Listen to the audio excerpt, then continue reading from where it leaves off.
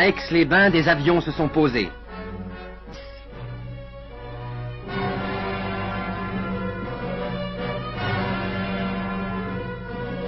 Je vous le dis franchement, j'estime que c'est une chance pour la France que d'avoir affaire à des hommes qui se disent nationalistes, qui sont à la tête de partis politiques nationalistes, et qui sont venus nous dire, notamment à Aix-les-Bains, nous voulons l'indépendance, c'est entendu, mais d'abord avec des étapes.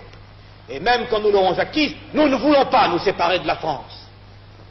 Indépendants, libres et égaux, nous resterons avec vous dans l'interdépendance, nous créerons une communauté franco-marocaine, et ces hommes, nous voulons les écarter, ces hommes qui portent à nous l'avenir d'un peuple où il y a 4 millions de gens de moins de 20 ans, où nous devons demain faire coexister un Français et 30 musulmans. Alors ces hommes, nous aurions la sottise, nous aurions l'incompréhension de les écarter de notre chemin et de leur chemin, qui est le seul chemin de l'avenir. Je vous demande de méditer cela. La veille, au palais impérial de Rabat, le conseil des gardiens du trône avait été solennellement installé. Si Becaï, Sisbi, Pacha de Salé, le grand vizir El Mokri et le caïd Sita Rouassou composent ce conseil qui avait pour première tâche de désigner un chef de gouvernement.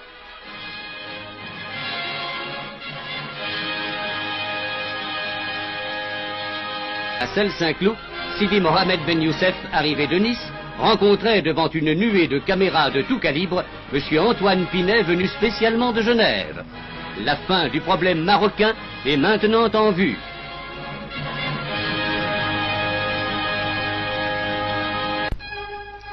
Journée mémorable dans l'histoire des rapports franco-marocains. Au pavillon Henri IV à Saint-Germain, on a hissé les couleurs chérifiennes en même temps que M. Antoine Pinet reconnaissait au nom du gouvernement français Sidi Mohamed Ben Youssef comme souverain du Maroc. Dès le lendemain, à l'Arc de l'Étoile, le souverain accomplissait le premier acte solennel de son nouveau règne en allant s'incliner sur la tombe du soldat inconnu. Geste d'hommage et d'amitié qui ouvre, semble-t-il, une ère de compréhension et d'apaisement. Une nuée de journalistes et de cinéastes ont envahi le pavillon Henri IV à Saint-Germain pour fixer l'acte spectaculaire de la réconciliation marocaine.